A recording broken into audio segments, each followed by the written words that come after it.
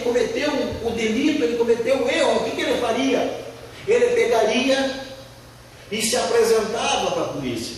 Olha, eu cometi tal erro, estou arrependido e eu estou aqui para pagar pelo meu erro. Quando a graça entra na nossa vida, mas nós confessamos o nosso pecado, nós nos arrependemos, e o arrependimento só vem na nossa vida depois que a graça de Deus toma conta de nós. Antes da graça de Deus não existe, nós não nos arrependemos. Talvez um remorso, mas arrependimento não. Por quê? Porque a graça é o que opera em nós, o arrependimento também. O que mais a graça opera em mim? A graça, amados, ela opera em mim mais amor a Deus. Queridos, quando a graça ela entra na minha vida, quando eu entendo, quando eu aceito, quando eu olho para mim, um ser imundo, podre, pobre, pecador, um inseto, como lá no Antigo Testamento fala, vermezinho de Jacó. Eu olho para mim que eu não tenho condições. Amados, você lembra o que Pedro fez quando Pedro estava no barco e aquela tempestade estava lá, ele estava bem louco, Jesus estava lá dormindo, como lá acordam Jesus, olha Jesus, nós vamos afundar, o barco vai afundar. Jesus pega, levanta, acalma a tempestade, Pedro olha para ele e diz assim: aparta-te de mim, porque eu sou pecador. E Pedro baixa a cabeça, e Pedro não consegue olhar para Jesus. Pedro não consegue se colocar. Amados, eu e você, sem a graça de Jesus na nossa vida, sem a graça de Deus na nossa vida, nós não conseguimos levantar a nossa cabeça, nós não conseguimos olhar para Deus. Agora, quando a graça, quando nós entendemos, a graça de Deus, Ele morreu na cruz para me salvar, Ele morreu na cruz porque eu não podia fazer nada pelos meus pecados, eu recebo essa graça para a minha vida, eu olho para Deus com muito mais amor. Ela opera em mim um amar muito maior a Deus. Eu começo a amar a Deus de uma maneira como nunca antes. Não é aquela história de namorados que eu gosto, ou isso, ou aquilo, eu amo. Não, é um amor total.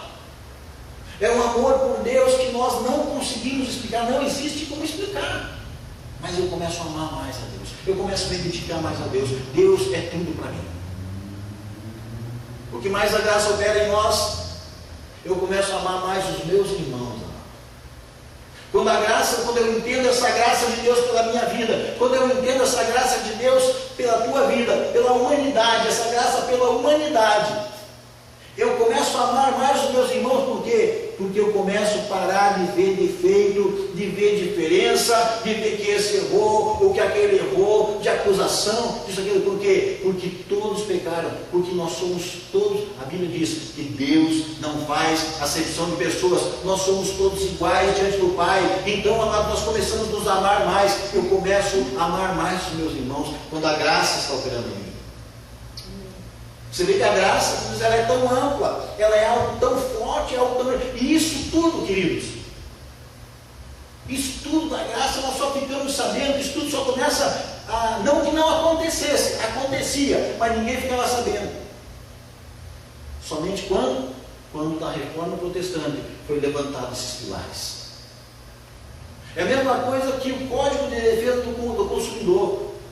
O Código de Defesa do Consumidor está ali, tem as leis, aquelas coisas que a empresa que te vende alguma coisa, ela é obrigada a fazer. Só que se nós não soubermos, nós não vamos correr atrás, nós não vamos entender, nós não vamos buscar nossos direitos.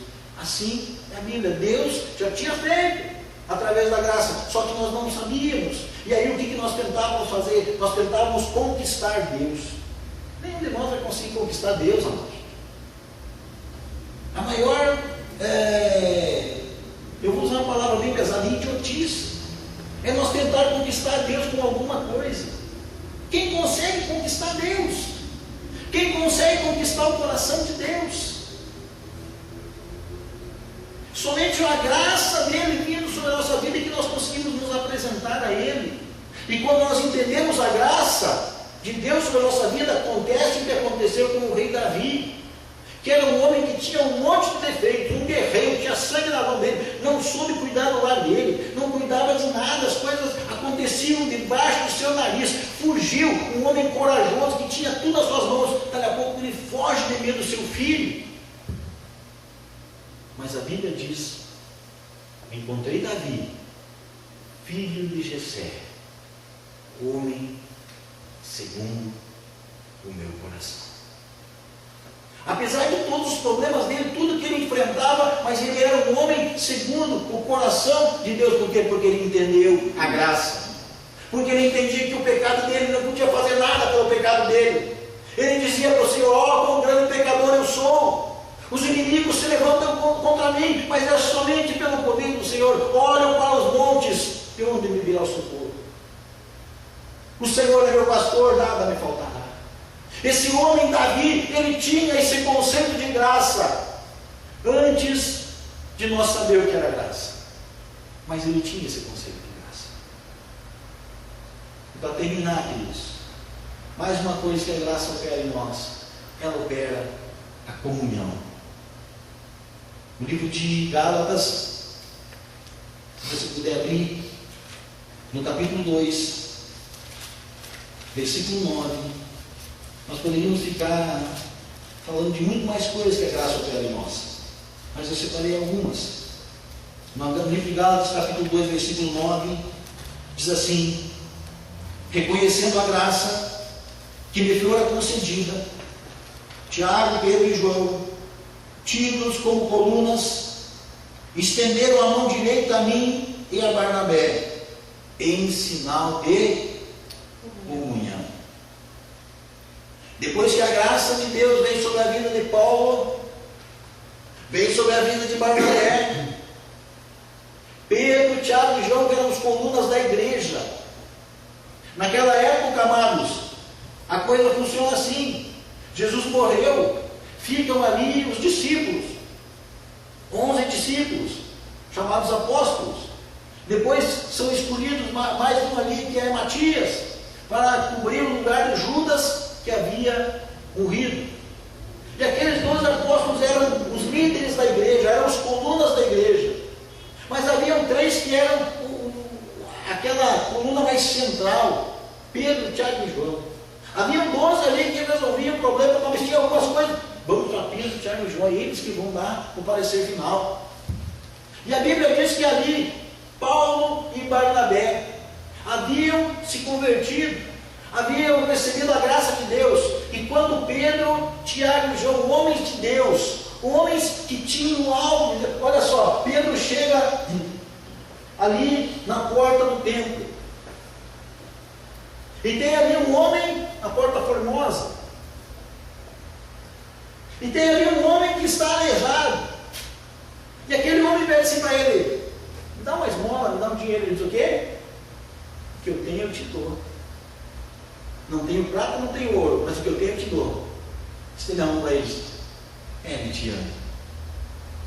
A graça de Deus estava sobre esses homens, e esses homens, quando olham para Paulo, quando olham para Barnabé, reconhecem que a graça de Deus estava sobre eles e estendem a mão direita a eles e cumprimentam: sejam bem-vindos. A graça de Deus, ela nos coloca em comunhão uns com os outros. Eu não sei se já aconteceu com você, de você chegar num lugar e você não precisa falar nada, você não precisa ficar glória a Deus, aleluia. Você não precisa ter no teu carro um adesivo que diz lá: cuidado, esse carro pode ficar desgovernado se houver arrebatamento. Você não precisa ter no teu carro lá pintado Jesus Cristo, propriedade exclusiva de Deus. Não, você não tem nem um adesivo no seu carro, você não tem nada, você não está dando glória a Deus, nada, você está simplesmente andando como um cidadão. Você está talvez viajando, alguma situação, e você, no relacionamento com as pessoas, alguém olha para ti e diz assim: você é cristão? Não sei se você já teve essa oportunidade. A graça transborda sobre a tua vida.